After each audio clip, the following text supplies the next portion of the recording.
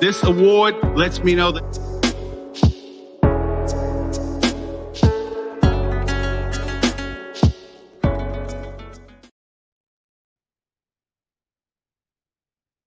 Good morning. Bonjour. Comment ça va? Et toi? Ça va très bien. Ni hao. Hola. Bienvenue. Wan Ying. Bienvenidos. Bienvenita. Namaste. And welcome. Welcome to another exciting episode of Gem Hunter Stories. My name is Barry B. Mixon, and I am a gemmological storyteller. And each and every week, I get the magnificent opportunity to take you on an adventure to places you've never been before, to hear stories you've never heard before. Each week, I take the art, science, history, and magic of gemstones, precious metals, and fine jewelry and put it all together into a story. Mankind has been deeply affected, directly and indirectly, by gemstones and precious metals. The whole history of mankind revolves around obtaining them, holding them, searching for them. So what I do is I take those gem stories and use them as a template, excuse me, as an inception point, as a bridge to help people, empower people, to sometimes remind people of the value of their own stories, of what their life means, how their energy, their life resonates with the light.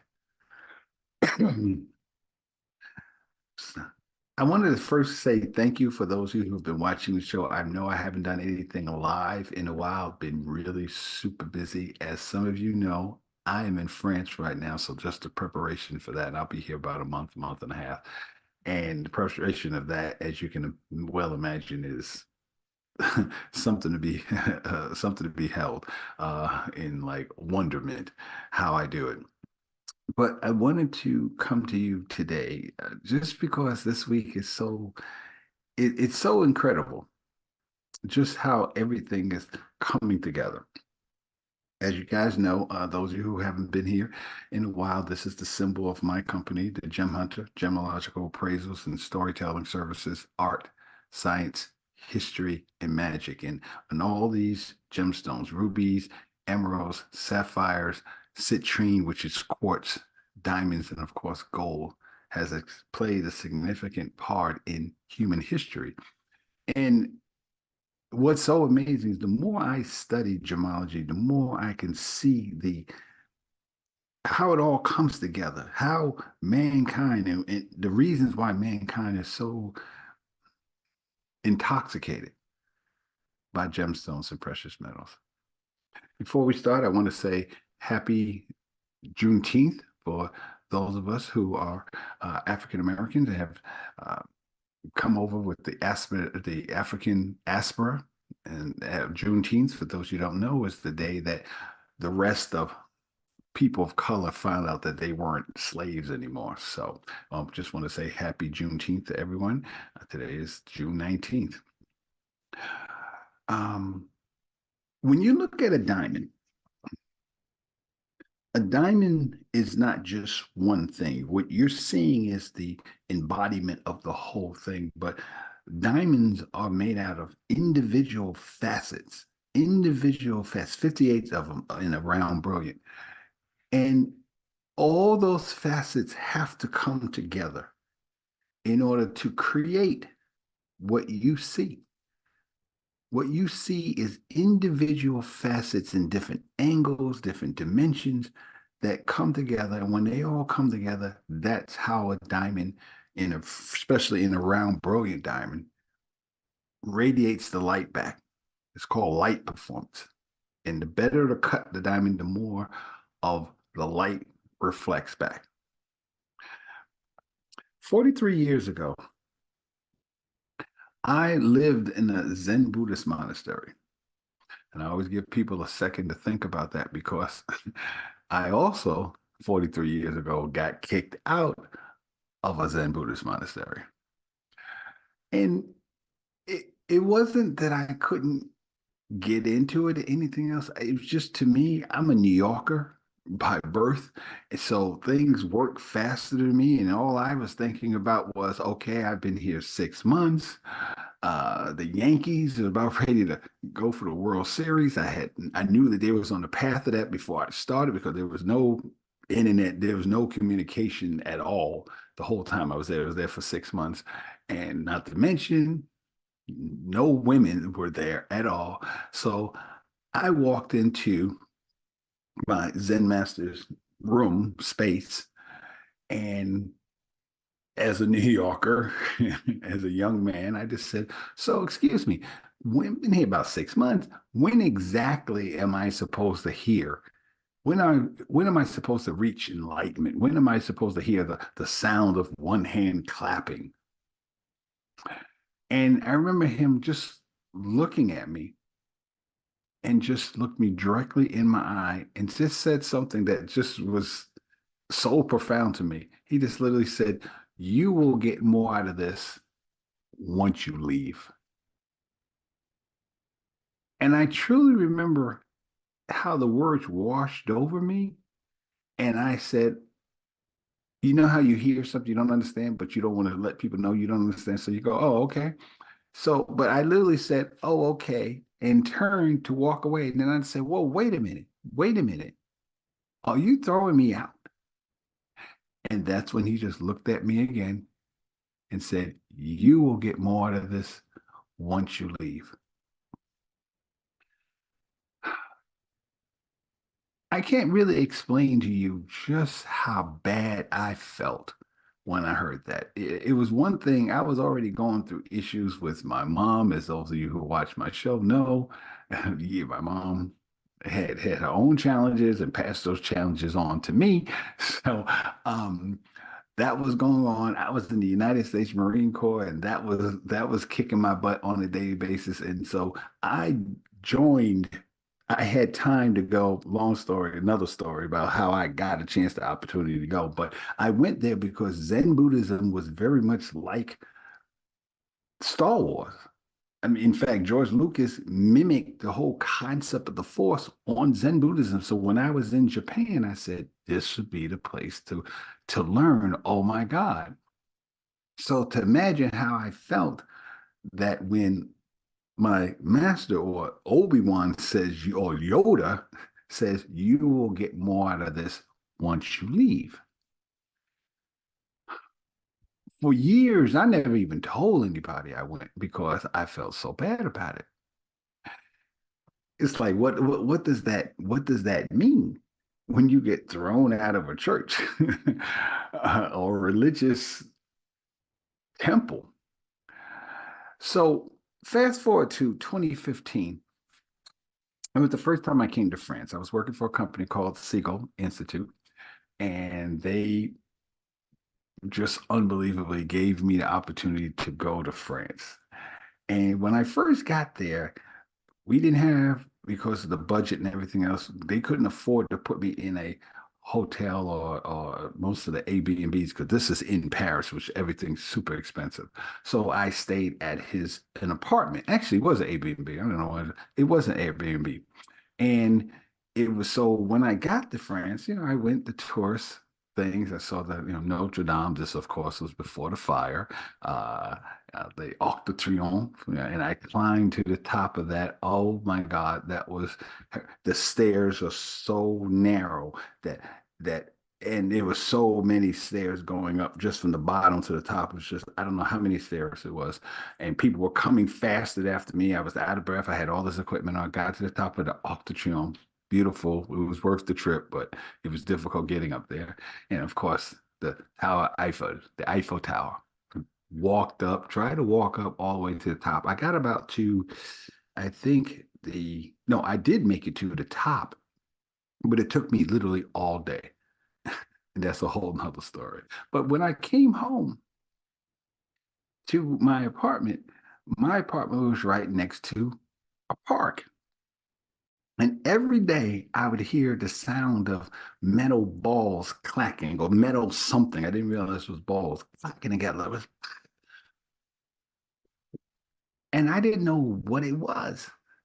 And I just, one, I couldn't believe that people was okay with the sound of it. And then eventually I went downstairs and I started to look at what it was, and it was petanque. But I didn't know it was petanque then. I thought it was bocce ball, like some kind of metal version of bocce ball. So I just looked for a while. I didn't take pictures because I didn't feel comfortable taking pictures of them. This was truly my first trip to Paris and to France, and I didn't take pictures, but I remembered it. I remember just people every day playing in, there was no, I couldn't believe it was played the way it was played because there was no organized structures. There was no lines on the ground, anything like that said, this is a field. It was just a place that people played petanque. And it wasn't recently. I mean, it's not like suddenly I thought about that. I've thought about that for a long time, but it wasn't really until a good friend of mine asked me, because I had put on Facebook that I had spent time in the Zen Buddhist monastery, and she didn't believe it. She was like, "You was in the Zen Buddhist monastery?" This is a good friend. Hi, Jennifer. And I said, "Yeah, I was in the Zen Buddhist monastery." And I thought about, she made me think about what he said to me. He said, "You will get more out of this once you leave." And he was right. He was right. In fact, the things that I learned way back then is what prepared me and what made me aware of where I'm at now today. So I entitled the show the Petanque, the the realization of the value of your story. Because it really just came together for me this trip. All the other times I've come, but it really just came together this trip. And I wanted to share it with all of you. People ask me all the time, what do I do when I go to France? And there's a lot of different things that I do in France. France is just, first of all, it's just an absolutely incredible country. If you have ever wanted to go to France, or if France, as many people tell me, France is on their bucket list, absolutely go. France is just magnificent, magnificent, and not just Paris, but once you get, Paris is cool. Paris is like New York. Paris is like New York, Chicago, San Francisco, all the big cities. That's what Paris is, and Paris has its own separate level of beauty. But when you go outside of Paris, when you go into the suburbs, when you go into the countries, when you go into different regions of France, that's when you really truly experience France. So when people ask me what I do, I teach. I teach in various organizations. When I was with Siegel, I was at all the universities, colleges, different Fortune 100, Fortune 500 companies. I also I eat food, and that's a whole separate show. And I promise you, I'm going to have Alan Lloyd on hopefully next week, and we're going to talk about food. This was their version of a hamburger. One of the first, not one of the first, but a restaurant where I went to that was near the um uh not the Champs-Élysées. Oh my God, the Chateau de Fontainebleau. This was Napoleon's restaurant, and on the menu was hamburger. And I was like, "What y'all know about hamburger? Okay, yeah, give me a cheeseburger. Okay, let's just cheese bacon and cheeseburger." He was like, "Bien sûr, but of course," and he served it. And as nice as this picture looks, it doesn't really even do it justice. This just the way the ketchup will swerve on the uh, ceramic plate. The burger was just so fresh. The bun was the brioche was just the lettuce was just you could tell it was picked like 15, 20 minutes ago, washed, and the French fries, pommes de frites. Oh, was was incredible. So I eat. This is their version of a seafood restaurant. You don't have no. This is the real Red Lobster. And in fact, when I walked in this restaurant, I said, "Oh, this is what Red Lobster is supposed to be." These were real lobsters. You picked one and had one of those. So this is Red Lobster. Of course, romantic dinners all over France, all over the place. It's just unbelievable. You got your pate, you got your saucisson, your bread, your wine, your vin. It's just magnificent. This is like speaking of man, this is those of you who talk about wine. I had the opportunity to be at and speak at the Cité de Vin. The Cité de Vin is the cathedral of wine in Bordeaux. This is my 61st birthday here. Okay. This is their whole museum. It's a whole museum, like all the wines in the world are in this place. And they gave me an opportunity because I was speaking there to taste the wines. And after I think I got to about maybe 5 or 10. I was trying to write down the names, and after a while, they was tasting so good. I said, "Forget about it. I just whatever, just bring it. I'll hopefully recognize the label later on." So wine, foods. This is called saucisson.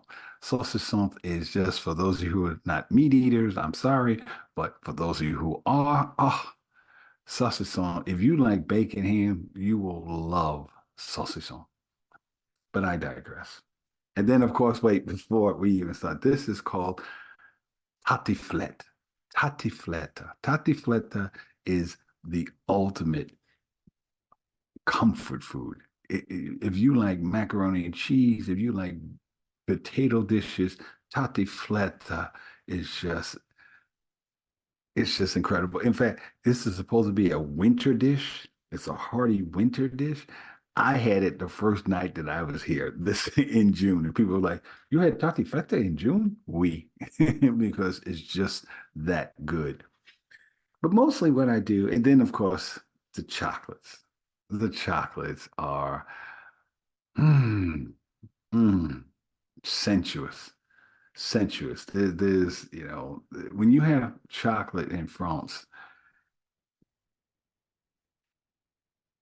there could be a beautiful woman, or man, if that's your taste, a beautiful woman sitting right next to you. And when you have chocolate from France, it's like, I'll be with you in a little bit, honey. It's like that. It's a sense your mouth changes.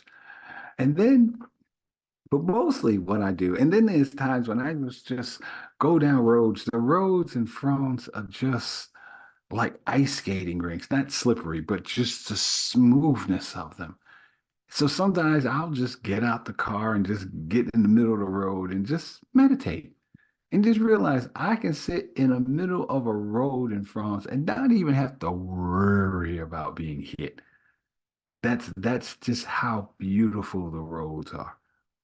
So I meditate. And I've done this a few times, but mostly what I do is I teach. I teach. I teach science and history to children all over the world. Literally, I teach in Australia, I teach in China, I teach in India, I teach, of course, kids in France. I have one kid in Africa, had some kids in South America, and then, of course, the United States. And this is my this is my classroom.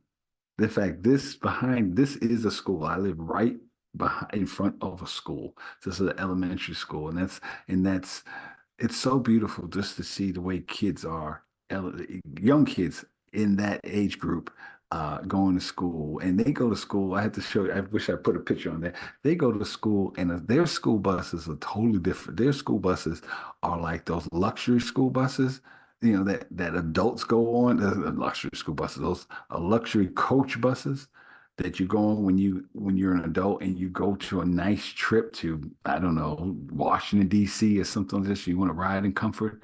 That's their school bus. So when I teach outside, right now I'm teaching inside, obviously, but when I teach outside in my house, but when I teach outside, this is my classroom. The Petanque field is right off to the left. And and it's such an incredible experience to be able to teach in France to kids all over the world. Um, it's just I can't explain to you just how it takes teaching to a whole different level when you're literally can talk about European history and you're in the country where the history that you're talking about because some of the battles it was just literally right down the road a piece. Napoleon walked down bridges that's right that far from me. Uh, Vegetables, climate change, all these things are right here in the area that I live in. So it's just an amazing opportunity to an adventure to have in my life to be here. And one of the biggest things that I do when I'm not teaching and eating and drinking wine and seeing the world, I play petanque. Petanque, as I told you before, is a game. It's a ball game. It's a boule. In Francais, it's boule, Boule. And you have three bowls, and you have a little target, which is called a cochinet. This is the cochinet. And I wanted to talk about it because next week is really a incredible moment in my life because next week I'm playing in the regional championships. I'm part of the Tele Bulls team, and they have honored me by asking me to play and represent them in the regional championships. And I played last year, and some of you guys know that I did not do well. And part of the reason why I didn't do well was because I didn't really understand the game like I do now. I sensed it, I felt it, but I didn't really totally understand the game. And that's why this show is Petanque and the realization of the value of your story. Because it's literally been just in the last, I've been here a week or so. Um, no, not a week. No, I actually been here a week. And I've been playing every day since I've been here. When I first came, I went to London, did some things there, went to Switzerland. Switzerland chocolate is on a whole nother level, but that's a different story. And then I came here and started teaching, speaking. But every time I get a chance, I play petanque because I have this contest coming up on Saturday.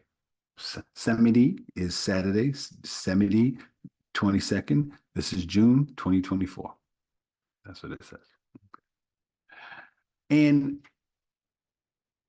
again, it made me start thinking about just what petanque is. Petanque is an old game. Petanque is like 2,000 years old. The Romans played petanque. They literally would use rocks and test the arm strength or build up the arm strength of the Roman soldiers.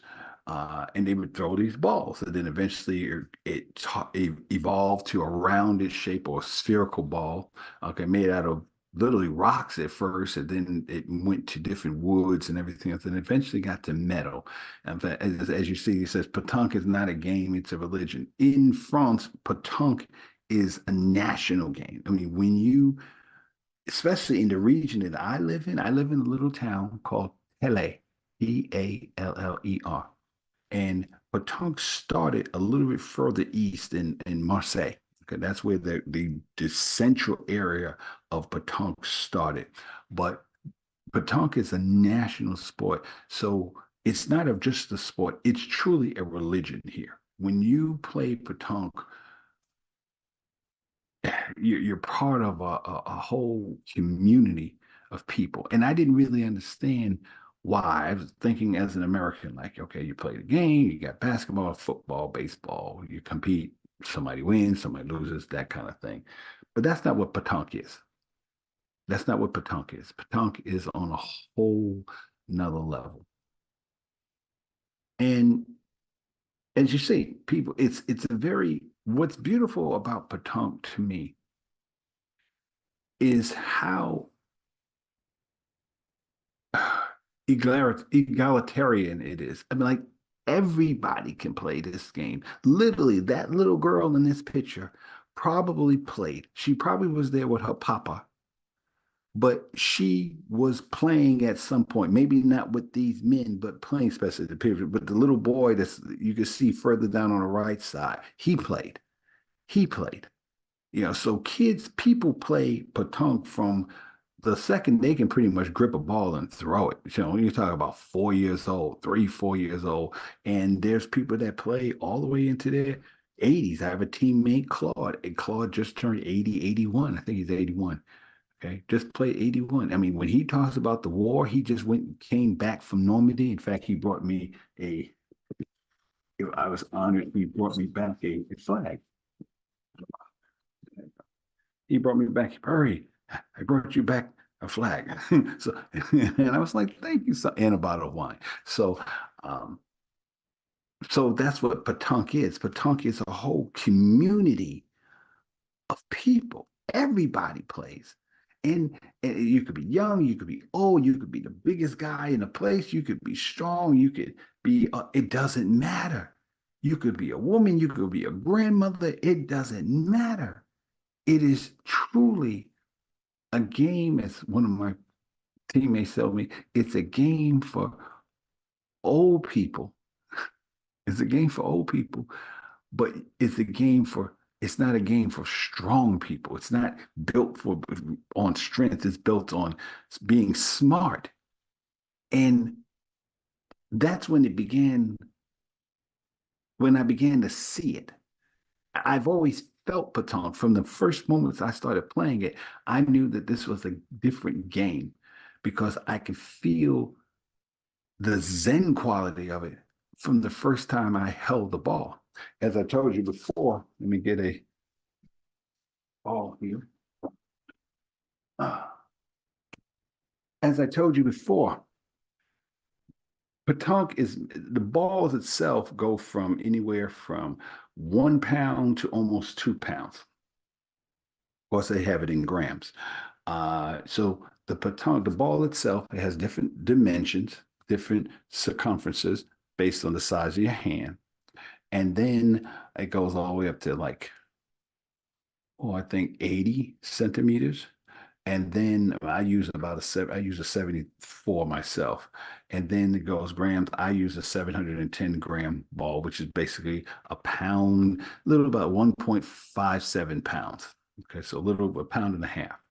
And you have to stand in what's called a rung. You stand in a circle. And okay, before I even get to that, the game is 13. You go from 0 to 13, or 1 to 13. And I should say 0 to 13. And if you get no points, you get what's called a fanny. A fanny is one of the things about this game that makes it Zen-like is the concept of winning and losing. There is a concept French people like to win, and French people really don't like to lose. When they lose, it's not a good thing. Maybe because of the 2 wars they were in, I don't know, but they are they're not sore losers, but they don't like to lose. But when you do lose, meaning not so much lose, but when you get no points, that's called a fanny, and you have to kiss this mythical woman's butt, and everybody looks at you kissing the butt, and this is a big thing. This is like, I don't know, going to communion or something. I don't know. This is serious. If you get a fanny. And I know it for a fact because this is Marco. Marco is one of the champions of the world. Literally, we say champion of the world, but Marco is like the Madagascar champion. And Marco and I played together, and probably because of me mostly, we got a fanny. And here's the little that we have a sign behind this one, but this is the one that we like to use. It's a little black, little wooden figurine, and with woman has a healthy behind, and here's Marco kissing it. Now there's a picture of me on there, but of course I'm not going to show that. But that's a fanny. And I started reading the last time I played, the the Zen-like quality of Petanque was just too overwhelming not to be real, not to be true. So I looked it up on Amazon. Amazon has everything. I looked it up and I found this book. This is the book. It's called Kaizen, l'esprit de la pétanque, and l'esprit de la pétanque. Um, and what this guy did is he wrote a whole book on the spiritual aspects. He's a Zen master, and he wrote a book on the Zen, the analogies of Petanque and Zen. And I was like, oh my God, this is what I was told 43 years ago, that I would get more out of this once I leave. Because what is the chances of me finding this game? What are the chances of me being in France as long as I'm in France? I've been literally going back and forth. I live here now. I have an address. I have an address. I pay electric bills. I live here in France. And so and then the Petanque field is literally, what, 200 feet from my house? And now on this trip, I discovered, actually, on the last trip, I started thinking about it. I ordered it, and this book, the whole book is written in Francais. So what I'm doing is little by little translating it into English and playing every day. So I read, I get something out of it, I do my little meditation that I do, and then I go play. And not only think about how amazing it is that not only do I get a chance to do that, but I get a chance to test what I've learned every day. And this Saturday will be the big test. And I want, because I'm going to bring this sport to my community. It's already in the United States. There's a United States Petanque Association. I'm a member of, things for this. But I want to bring it to my community because it's such a calming sport. It's such a beautiful, beautiful activity that brings people together. And I'm going to hold that thought for a second, and we'll come back and talk about it a little bit more on the other side.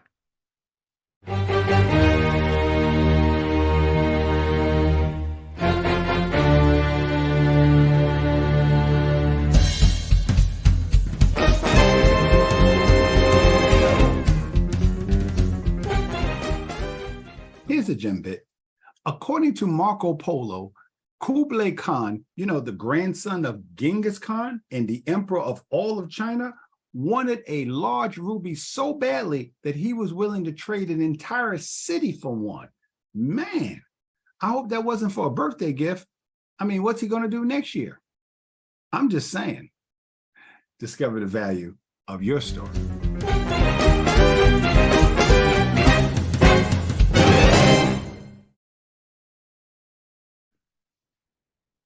And as I was saying, Petanque is a beautiful sport. And what's so amazing when you think about it, just from a gemmological, because this is the Gem Hunter Stories show, what a metal ball, this is a stainless steel ball. And stainless steel is an alloy. And as I told you on a show maybe 4 or 5 months ago, what an alloy is. An alloy is when you have one or two or more metals, and you put them together, and instead of the resulting thing having just qualities of one, it actually has the qualities of both, or how many metals you put in, and the qualities are none of the qualities are diminished. In fact, bringing the metals together enhances the qualities. Remember I told you in the beginning that a diamond or any gemstone is the culmination of facets coming together? That's what Petanque is. So what you're doing is you're taking the bull, And one of the best companies in the world for Petanque is called Obit. Obit, this is where my balls come from. This is where this one comes from, actually. This is the Obit ball, okay? And this is my ball. It's called the Gem Hunter. You can get, when you buy these balls, and they're not very expensive. You can buy the balls and have them engraved to whatever, because that's what you need to do. Do you need to be able to separate? Because everybody has the same, pretty much the same balls, different dimensions, but different, same company. So you need to have your name or some kind of identification. Every ball has its own code for, because it's created in a three-fold set when they make them. So they all have a DNA basically.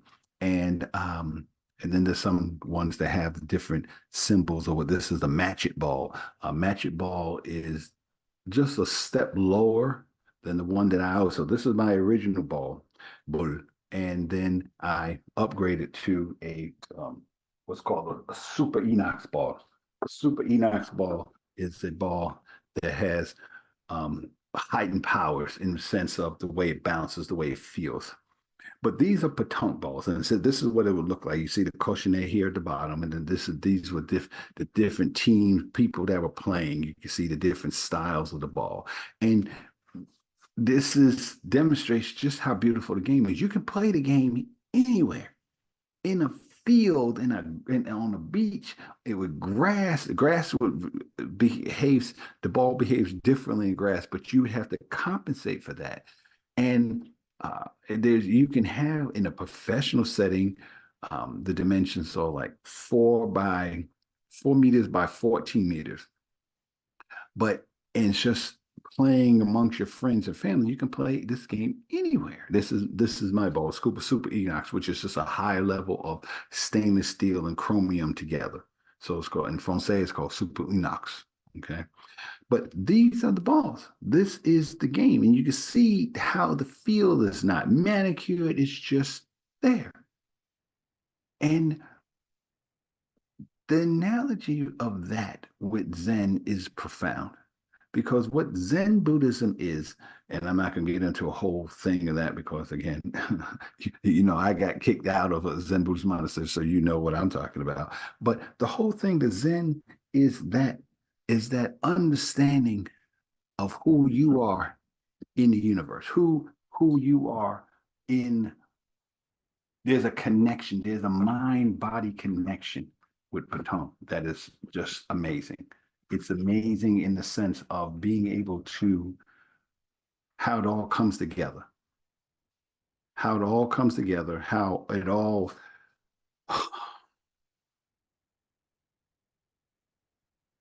you begin to see how the things in your life just fit together.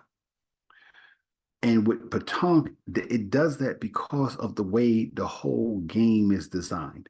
You have a game, here's two balls, and this, what happened here was, you can tell that this ball to the left, literally was hit by this other ball to the right.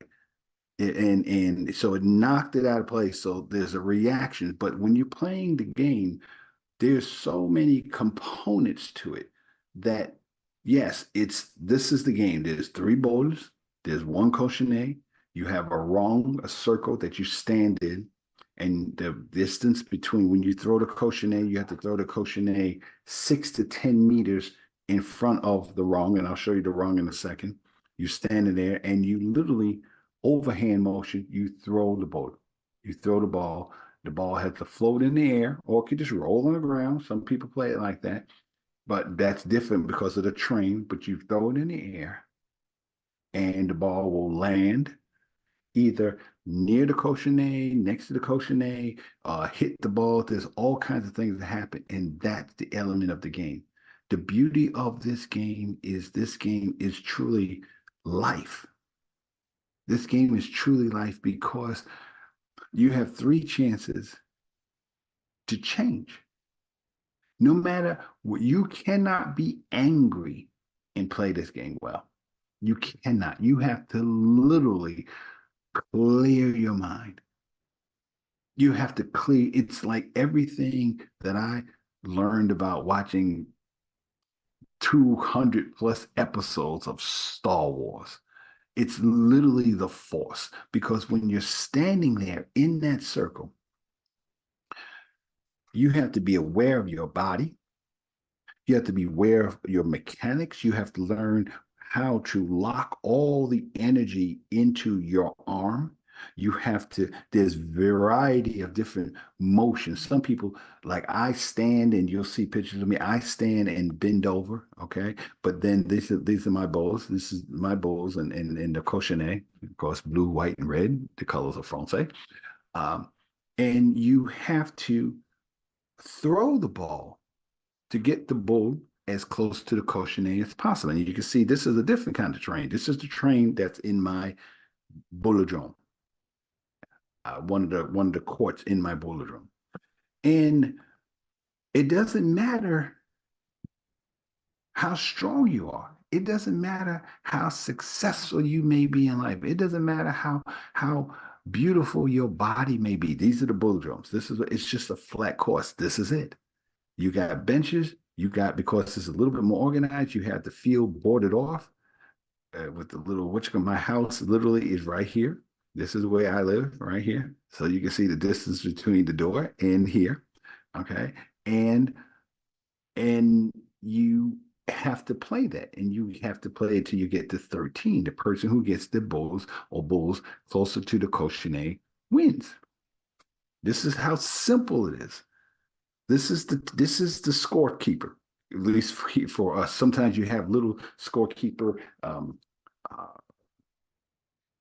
mobile scorekeepers that you can have. It's just a wheel that you just turn the wheel and that's it. Your player A and player B and that's it. And this is where I practice. You practice throwing this each board. Here's this. You would stand here and this is 6, 7, 8, 9, 10, 11 meters out. And what you would do is take your cochinet and put it in various places. You throw the ball from here to each level to literally get accuracy. And what I'm telling you about this game that is absolutely magical is that there are people, you can have the cochinet here. And there are person, so here's 6, 7, 8, 9, 10. Somebody will throw that ball accurately from 10 meters out and get it bullseye. Obviously, I'm not there yet, but there are people that can do that. Here's the wrongs. You stand in this. It's 15 centimeters. You stand in this and you throw your balls. These are just two of my sets of balls. This is the original set that I had, and this is my practice set, actually. And the two colors, cochinets come in different colors, red, wood, color, all different kinds of colors. And it's played everywhere. It's played everywhere in the world. I mean, everywhere in France. I mean, if you got an open field, people are playing. You know, this is what people do. You see, you don't have no special equipment. You don't have Nike 3000s. You don't need, specialized jackets or hats. You're just out there. Most people will wear closed-toe shoes. That's about it. Okay. This is in my not my area. This is in Dax, which is the next town over, big town according to French standards. This is actually a bullfighter's ring. They actually used to have bullfights here. They still do every once in a while. I've never seen one yet. I would like to see one in a way, but yeah, they used to have bullfights here. This is a ancient Roman bullfighting arena that's in the town of Dax, and you can see people are just playing right here in the road, just watching, just playing, and you can find the game. You can see it doesn't matter how old the people are, what type of shape they are. They're playing petanque, and this is in Corsica, and the guys are just out there playing. And the guy in the which one was the guy? The guy in the gray hat. Oh, he was a master. He was a master, and they're very, very serious about this game. It's an honor to play petanque in France, and if you're even remotely good, there's a whole different level of it. So this is me playing. This is when you begin to realize that the things that you learned about and talked about for so long in your life comes together. This is my Marine Corps training. how the fire weapons, how the fire projectiles, things like this. You begin to understand where your Zen training came from, if you studied Zen at all, or martial arts, because you truly have to calm your spirit. You have to calm your body. You have to calm um, your energy. And if you messed up, let's say the bull is totally off place, you just totally missed the mark. You cannot go back. I mean, you can, but if you want to be successful, you cannot go back into the next shot thinking that you got it. Like, oh, I'm messed up because I messed up before, or you put more pressure on yourself because you messed up before. No, you have to clear your mind. You have to truly just clear your mind. And this is Dom, because this is Dom. This is my good friend Renault. Renault is the president of Teleboth, and this is Cedric. Cedric has been the last couple of days. Cedric has been my personal professor of teaching me different shots, different styles. And what's so beautiful is these guys didn't know me from a can of paint. I'm the only African American like in the whole entire region. And in my town, it might be, I don't know, 5 Black people in the whole town. Marco is one of them. Marco, Hugo, that's two, maybe, and maybe 10, maybe 10. When you talk about just brothers and sisters, okay, maybe 10. But and it's the camaraderie. It's just the camaraderie. It's the love. That's what it's about. It's the love that um you experience while playing this game. People come together. There's no arguments. I mean, sometimes they'll talk a little trash or something like this, but there's no arguments. There's no fights. This is Terry. This is when I competed last year. Terry and I got our butts. We did good the first round. We did good the first round. And I was all excited and everything, like, yeah, yeah, we doing it. The mistake I will not make this time is French people like to drink, you know, and they find any reason to drink. So Terry says this is lunchtime. We went to eat lunch and everybody was drinking. So I'm thinking, okay, we're done. Next day's another round or whatever else.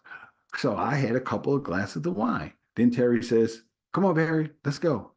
Go where? Go back to play. I said, we're going to play? We just finished eating and drinking. He said, yeah. So, and yeah, we got beat like somebody stole something from us. I mean, like we stole something from somebody. It was terrible. It was terrible. My shots was all off. But this shot. I remember this shot because I don't know what I was thinking. Okay, but no, I wasn't saying hi Hitler or something. I was throwing the ball, and it was a long shot, and because it's such an elegant sport, you can't muscle the ball. You have to feel it. You literally have to be one with the ball from the time it's in your ball, from the time it's in your hand, from the time it flows through the air to the time it hits the ground. And you have to feel the whole journey before the ball in the Marine Corps, most services, if you shoot a rifle, they tell you to feel the shot. They tell you should feel, just like in 10, a lot of sports, you feel the shot. But Petanque, you truly have to feel the whole entire journey.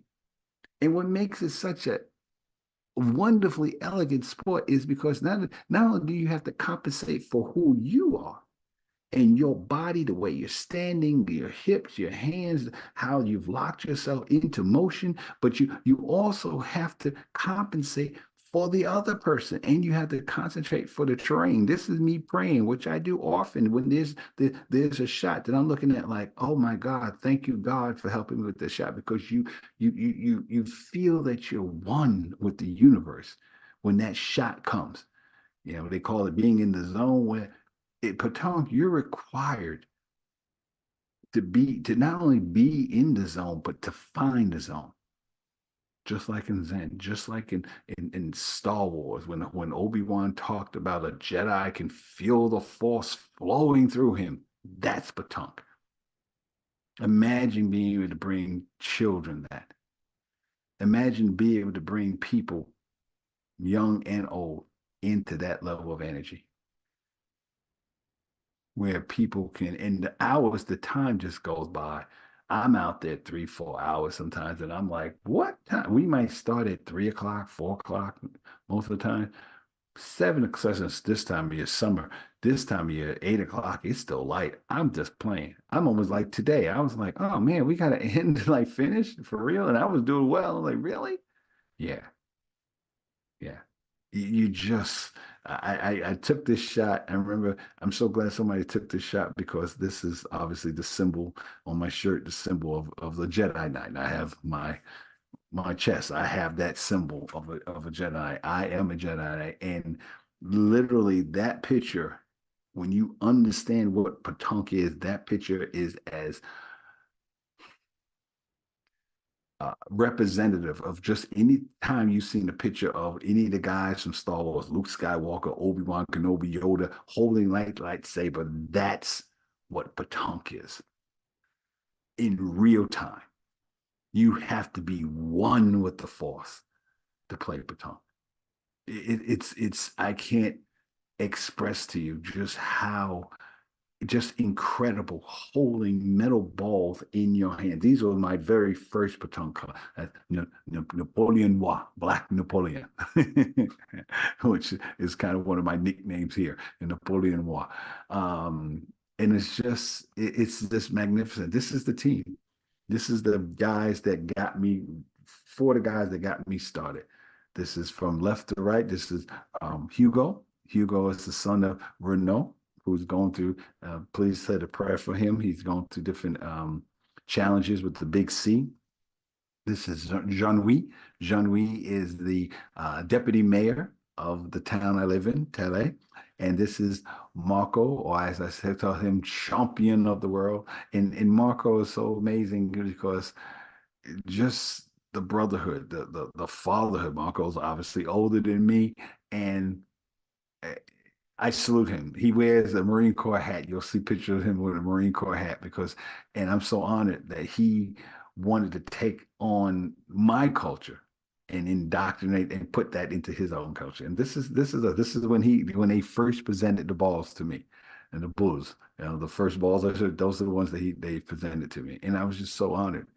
And this is the team. This is us. And after we finish playing for hours, we get together and drink. Boire is French for drink. And we drink and we had this is Jean-Marc. This is just both everybody's name is Jean here. Jean-Marc, Jean-Louis, John. So it's almost this is Marc and this is Jean-Marc. And then Renault, Hugo. This is Terry. This is Terry, my first partner last year. Marco, of course. Yeah, this is it. This is it. Jean-Marc is he can do stuff with the Bulls that it's not even. I don't even think it's should. I don't even think it's physics. I think it's just magic what he does. The ball will just do different things in the air, and the ball he could be. There will be no space between him and the ball that he's trying to get to, and it's on the other blocked everything else, and he'll just find a way to get it. And I'm just like, oh my god, it's like watching Michael Jordan play or Serena Williams or any of those, all the Tiger Woods, any of the masters. That's who he is, and he's just so unassuming. Just so there's nobody that has an attitude like I'm the best, I'm this, because we know you learn early on that you might be great today. Today, that doesn't mean anything tomorrow. And isn't that what life is? Isn't that what life is? Life is you could be awesome today. You could be doing fine. And the next thing you can have a disease or you can something happen financially or what you lose. That's what Petanque is. Petanque is the most beautifully simple, elegant way to express life. Petanque is not a game, it is religion. Petanque is life. You feel it. Just the ups and downs right there within those 1, 2 hours. How long you playing? You feel it with every game. It's not about being in shape. It's not about, oh, let me run let me warm up. You do a little stretching and stuff, but It's just a flow.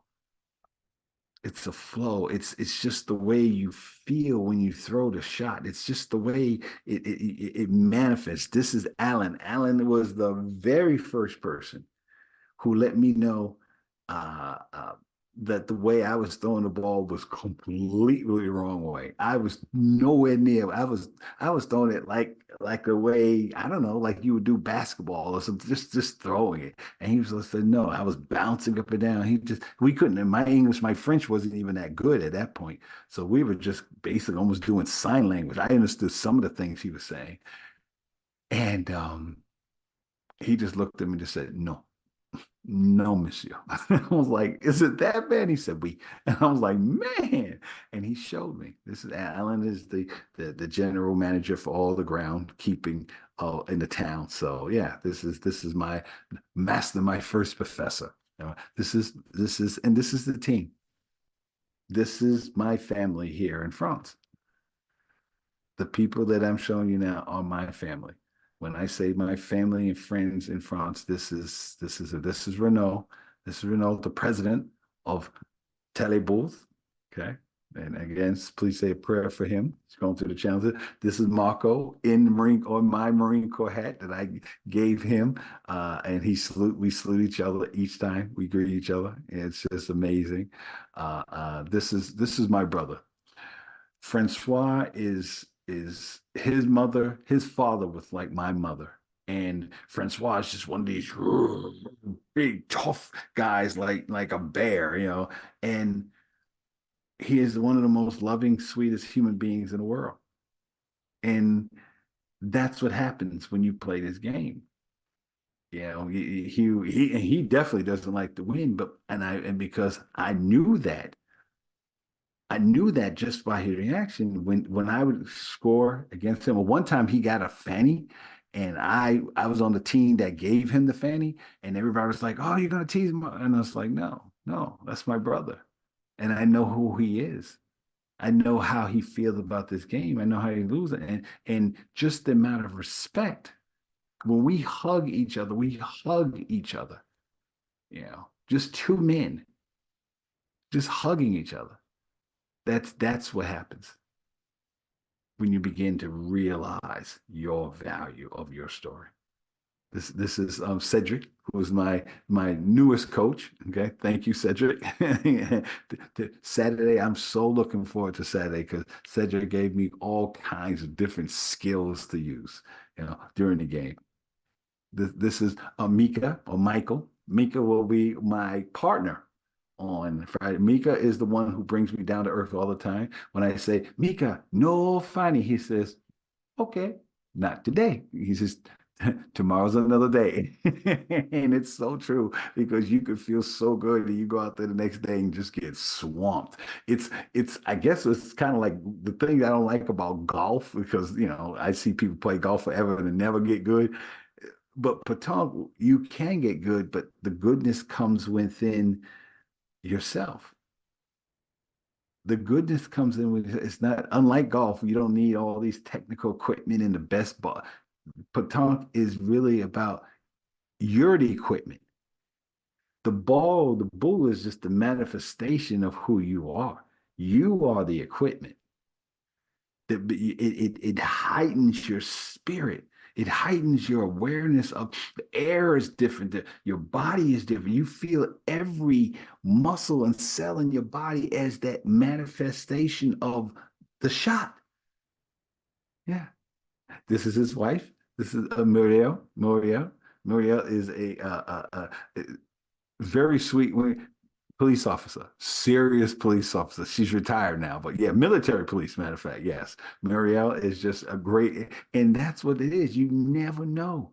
You never know. You might play Marielle thinking, oh yeah, I got this, man type, right? I got this police. Police Marielle will send you home empty-handed. Okay. This is Jean-Marc, Jean-Marc, the assassin. Jean-Marc can throw a ball. It's almost it's art. To see him play Petanque, it's art. All of them are artists, but he just comes. It's like when he comes, you're like, oh, you're in the presence of the master. and just so loving, so supportive. Even days when he missed shots, he just like, see, that can happen to anybody. And I was like, wow, but it can't, how can it happen to you? He says, that's what the game is. Yeah. This is Dom. Dom is just wonderful. Dom is French, but he's Portuguese, so he goes back and forth. He always speaks to me in English. Hello, Barry, and things like this. So this is Dom. Okay. This is Hugo. We play together. Like I said, there's not a lot of African Americans, well, Africans, people of color in my town. So this is Hugo. Okay. This is Francois, and this is his wife, Francoise. Okay. Francoise. So very nice. This is me and Renault last year before he gets sick and things like this. He gave me the honor of shaving his head. Okay. Yeah. This is Catherine. This is the person why I'm here. She has opened up changed my life. Just literally open up the whole world. She sets up everything, the connections, the trips, the different places I have to speak, the town council. As I told you, I am administrator of the town, permanent administrator of the town of Tele. Oh my God, different events I have to do. In fact, I have to do two contests this week, Saturday and another one coming up, I think, the end of the month. So yeah, this is Catherine that sets up everything. So merci, madame, merci. So this is Catherine. I've showed you her before, but this is Catherine. This is on my birthday. This is my birthday. So this is JP. JP is an incredible player. And what gets you about GP is just he's laughing and joking like the whole time.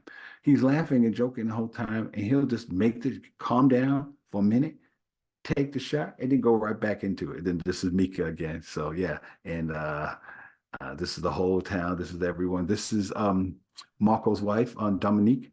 Dominique here. Okay, Jupe, Catherine, Francois, and Mika. Okay, this is Renault and his wife, Dahlia. Dahlia, I think Dahlia is from Martinique. That Dahlia is Hugo's mom. Okay, so this is Renault's wife. So Dahlia and Hugo, Dahlia and Renault. And this is when the team came together. This is when what I'm going to create in the United States, or creating in the United States, and Pele Bulls, because eventually what we're going to do, I want to long-term thinking. I would love where kids come from the United States to France. They're like there would be a cultural exchange program because Petanque is not just the game, it's understanding the culture, understanding the food, understanding the relationship of not only yourself, but the relationship of community. And I think again, in the United States, we know we have a lot of kids with mental issues, mental illnesses, a lot of anger, things. This, I think Petanque is just such a wonderful way for people to learn how to use their feelings of who they are in a different way. And because anybody can play it, you can be part of the LGBTQ plus community. You can be trans. You can be whatever your insecurities. And as someone who has been insecure for much of my life, Petanque changes that. It changes that because you have to work with yourself in order to make the shot. And it's immediate gratification, immediate um, understanding of where you're at with each and every shot. Okay. This is us all together. This is us together. You see Marco in the back. Okay. Just as, and again, Marine Corps hat on, USA Petanque. Yes. This is us all together. And this was on my birthday. This time last year on my birthday, they put together this whole thing for me. And think about where I came from. Those of you who know me, 6 years ago, I was homeless, and I'm not 46, I'm sorry, 33 years ago, I was homeless in Chicago.